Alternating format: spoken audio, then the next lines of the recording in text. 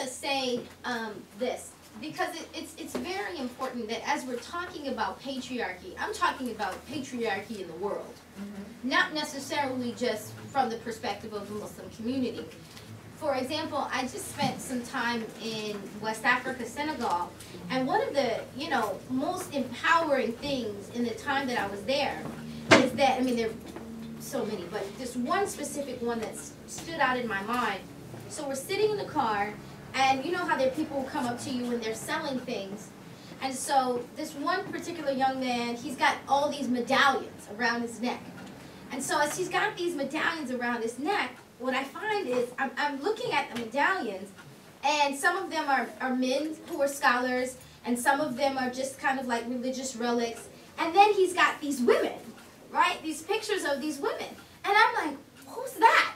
Right? And she's not a Beyonce at all. She's actually a female scholar, right? That he's got around his neck, and he's selling these, and people are buying it because the level of reverence of women, particularly, I would say, in the religious sphere, in the social sphere, in the political realm, in places of Africa, for example, there are tons of women who've been president, prime minister, held positions of power, are in parliament, in Muslim countries in Africa, and specifically in West Africa.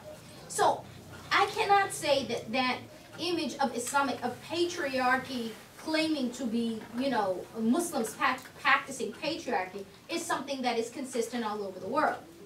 Even in the case when we look at, Pakistan, for example, right? Southeast Asia, you have women, we've had women who were presidents. We haven't even had a woman president in America. So, for us to, put this like, we're so great in America as creating this balance, right? And other Muslim countries are so backward. I say, wait a minute, let's reevaluate that. Even in the case, for example, I lived for a period of time in Saudi Arabia. I lived for a period of time in Yemen, where people are looking from one end of the lens and saying, wow, in Yemen, these women were all black, and, they cover their faces, and they're so oppressed. I never saw more intelligent women probably in my entire life. Right? Highly educated, would put professors in universities here to shame. Young, 21, will put them to shame. And they have their own universities. We find in Turkey, we find in Malaysia, we find, women have their own mosques, right? Women have their own in Morocco. You have entire cities established by women. Timbuktu is actually a city established by a woman. So I can't say that that's necessarily a tradition that then I'm going to go educate you and say empower your women. Actually, me, the American, needs to work on our empowerment of women and the patriarchy that we adopted, right? And how we sold out to that. So, switching over.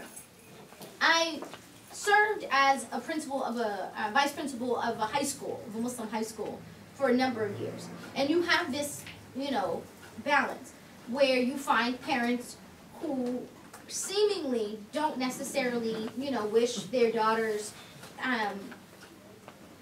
to be as vocal or outward in certain ways. Right? But their daughters they're training their daughters to be lawyers, doctors, engineers, dominate their fields of industry in a very empowering way. So I just can't claim that. I can't, so I can't claim it. I can't find that to be true across the board. And it's one of the things that I started off with saying about, when I work in the war zones, like I have yet to find a woman who has the luxury of victimhood. I really haven't. I mean, it's amazing. And if I were to even claim, like when I arrive, we if you want to do your job well, you follow them. Because people know their own solutions to their problems. Oftentimes they're cut off from funding and they're cut off from technical assistance. That's the only missing gap. But they know it. They know exactly. And even illiterate women. It doesn't even have to be educated women. I mean, the political analysis that comes from illiterate women in refugee camps continues to blow me away because it's not something they're studying. It is their reality. But I think for those that you're talking about where they are limiting, when you are constantly attacked and you're operating under the lie of scarcity, under a place of fear, under a place of defense, remember what I said, you cover your faith, and more frighteningly, you cover your heart. And you can't evolve and you can't, expand when you're in that position. So I mean, I think one of the biggest challenges is how do we step out from a defensive posture? And then, I mean, people want, I truly believe it's what unites us as humanity is parents want their children to have a better life than they did. And one of the most devastating things to see in war is when you see grandparents, Iraq is a great example, where you see grandparents who had phenomenal opportunities and then watch their children barely make it through college and then watch their grandchildren barely have a high school education. So we're seeing things roll back from country to country in a lot of Muslim majority parts, and particularly part of the Middle East. I mean, again, I come at it from economics, I don't come at it from identity. And in economics, there is something called a resource curse. And when you have oil, and you have the gold, and you have the natural resources across Africa, Nigeria, there's no excuse for any type of poverty to exist in Nigeria when you have the wealth that it has. Same thing for Iraq, but from the resource course perspective, it invites the world, particularly a part of the world that feels entitled and has a whole way of feeling that the world is for them to actually move the resources. Then you invite new forms of conflict and you're in that defensive posture. So for me, it's not religion, it's nothing, it really is about economics and it is about an entitlement to what resources are created, which are meant to be equally distributed. They're not meant to be hoarded the way that they are in this day and age. There's something that I wanted to call us to think about. Many times, images that are shown to us, images are shown to us and someone else gives it a caption, right? And so then that becomes our perception of a matter. So we look at Saudi Arabia, we look at Yemen, we look at Afghanistan, and we say if women's space, like if they're entirely covered, right? That means she is absent from society. That means this is like, whoa, they're covering her up in a way that says to keep her out, right? However, and then we give it a stamp of approval by saying women in Saudi Arabia can't drive. That's our biggest thing. They can't drive. But they have entire women universities by the multitudes. They're active in the public sphere by the multitudes.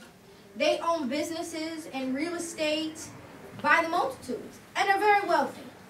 And as a woman, having lived in the Middle East and lived in America, you can take away my right to drive, and please have somebody drive me. Right? Because I'm joking about that. And they have reasons for that, blah blah blah. But my point is that we have to be very careful that we don't always buy that label that goes with that image, right? Because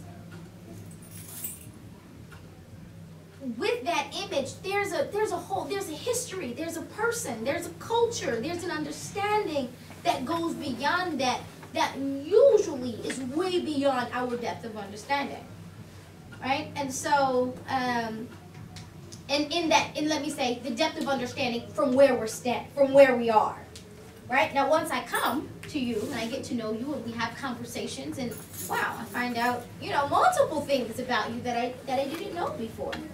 And so, I think in any case, in America, there's a statistic that was recently done in American public schools, and I was at an education conference, it was presented, but long story short, they said by the age of 6, majority of girls in American school have decided that they are less intelligent than their male counterparts. By the age of 6. By the age of 12, their posture has literally changed, right? This is in America. But in our minds, we have an image of them playing at the beach, and that is somehow we have told ourselves that they are free and empowered and they don't have these issues. You see that? So we need to, got to shift our perspective a little bit. In every age and every time, you can see just walking around here, women have defied whatever stereotypes are prevailing, right? Every age, every time. Whether history records them for us to learn about later is another point, and that comes from narrative building again. But there are ways. Even recently, the Art of the Quran exhibit that was at the SACPA, right? There was a whole section on how women preserved Qurans. So how did they do that? They were wealthy women, and what did they do? They used their funding to commission the creation of Qurans. And these aren't cute little, pocket size, these are ornate table-sized things, because that was also a way to honor their faith, but also sometimes have family lineage in the front, very similar to how people do with Bibles as well, right? So that is funding arts, right? That is funding employment opportunities for people, right? That is a lot of stuff happening. But I could easily, if I wanted to create another narrative, say, look at those poor women locked away, had nothing better to do than to just squander money on these cute little books, right? There's always multiple ways of telling the same story. But I found a lot of power in that. That is women moving arts funding along in a very major way. And preservation of faith and art, and art and history. Huge. And a lot of people don't think, well, how did they get wealthy? We're almost assuming some man gave them some money, right? Yeah. Many of these women are very powerful businesswomen. Oh, I mean, the Right? first university in the world was created by a Muslim woman. I mean, I was really happy to see her here. But again, I've been in this situation. I've been in Yemen, I've been in Saudi, I've been in all these countries, and there have been moments where I've had to negotiate something like an honor killing and the release of the daughter and stuff. So there are horrible things that are done. But I think it's when we're afraid to look at the solution in faith, right? Like we're very comfortable in classifying the problem in a religious lens, but then we're so shy and afraid of trying to find the solution in a religious lens. And I think oftentimes that's really part of it. I mean, when I come and I negotiate with a father, I negotiate with a brother, I don't use UN Resolution 1325 on women, peace, and security, right? Like, I love that resolution. It's got great recommendations, but it's not, doesn't have what we call moral authority, right? And moral authority is actually a security term. It's not a religious term. When people go into countries, they say, who holds moral authority? Is it the police? Is it militia? Is it military? And so when we look at social problems, and I really truly believe Islam was a social justice movement, and among of it was a women's revolution. It revolutionized that part of the world, and until this day, the globe. And so when you come from the social justice lens, you're not afraid to name the problem. But what I worry about is when we only think that there's a secular or some, liberal postmodern form of the only way to solve it, when in fact we have the solutions, we just don't want to see it and we don't want to embrace it. And I tend to think it is because of consumerism, and it is because we're just trapped in this cycle of, you just described it perfectly. If they create the problem so that they can sell the solution. I don't know who they are, but there are powers that be that All products of the Muslim community. It's not like we are all standing here as exceptions. Right. We are. Absolutely. I am rooted Absolutely. in my community, and that's very important to me. That's a great Some of point. my, in Right. terms of religious history, my teachers, majority of them were women. Yeah. I want to say one last point is she said, you're talking about that we think sometimes people's understanding, we can't necessarily, just like the KKK or ISIS, people adopt religion and you can't always, you don't have a domination on their understanding and their interpretation of it or what they do.